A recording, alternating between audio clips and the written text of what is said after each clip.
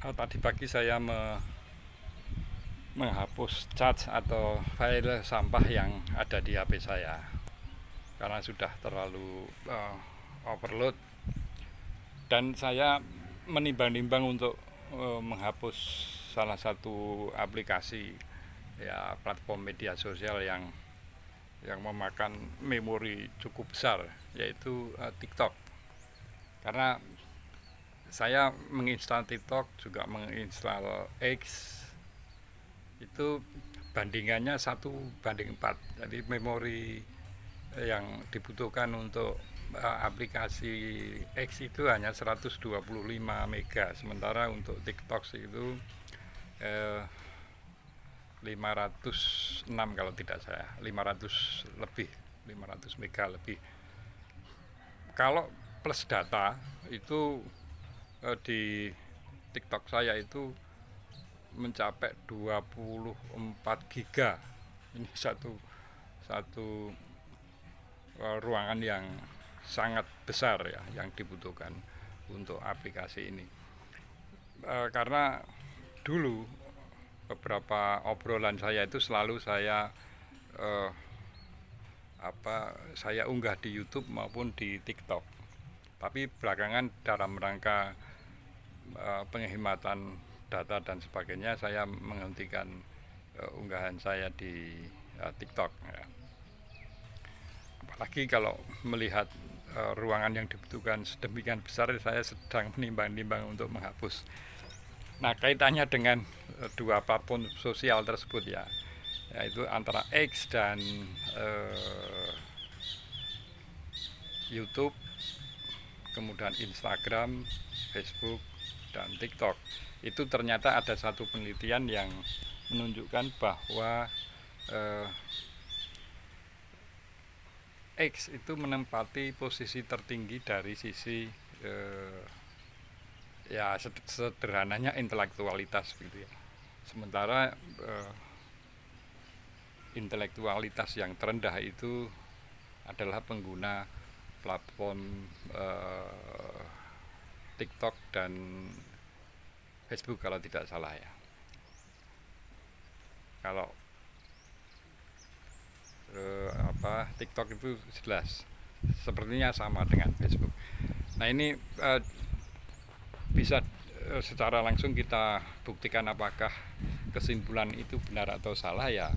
Silahkan dibandingkan ketika Anda membuka aplikasi X dan TikTok itu isinya seperti apa, kemudian respon masyarakat itu bisa dilihat di masing-masing platform. Itu akan memberikan gambaran kepada kita bahwa komunitas yang ada di X atau Twitter dulu itu memang sepertinya eh, lebih apa ya Pak, lebih nuansa intelektualnya itu lebih kentara dibanding dengan TikTok. Meskipun uh, juga tidak sedikit uh, orang-orang yang punya intelektualitas tinggi itu juga memanfaatkan TikTok.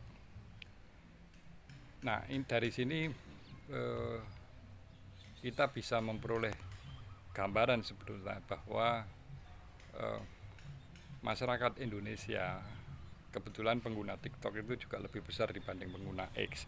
Itu sekaligus memberikan gambaran komposisi penduduk atau rakyat kita yang terafiliasi ke masing-masing platform itu mencerminkan tingkat edukasi, kemudian kematangan berpikir, dan lain-lain.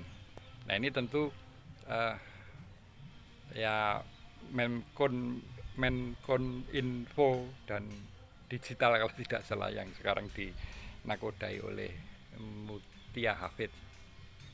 Mohon maaf kalau keliru, saya tidak detail mengikuti jajaran kabinet karena ya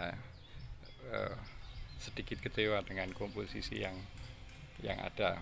Meskipun saya menduga sebagaimana obrolan saya yang lalu itu hanya semacam eh, apa namanya akomodasi politik yang mudah-mudahan bersifat sementara. Kalau itu bersifat permanen ya mungkin kekecewaan saya juga akan berlanjut.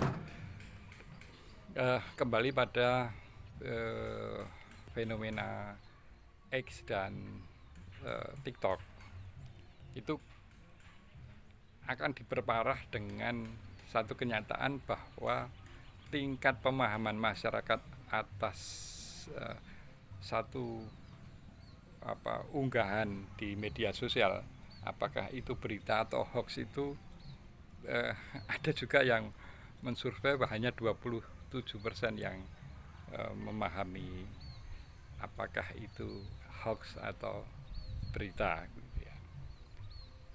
Itu pada tingkat global.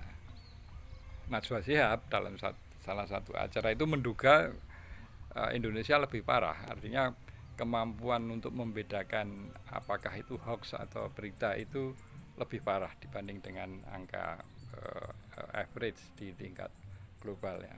Ya ini kesimpulan itu bisa salah bisa benar, tapi untuk sikap prudensial policy di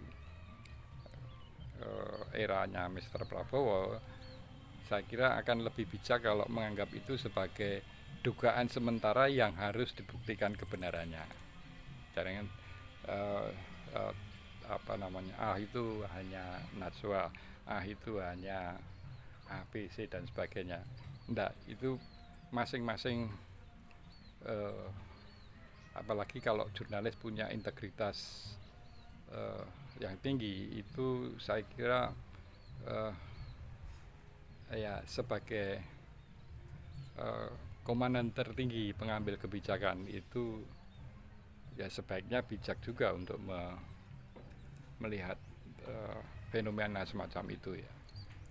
Nah, itu saya secara pribadi berharap Mr. Prabowo membaca komparasi antara X dan TikTok ya. Menteri Anda di Kemeninfo itu tentu juga mantan seorang jurnalis kalau tidak salah. Itu bisa dieksplor secara positif. Salam konstitusi.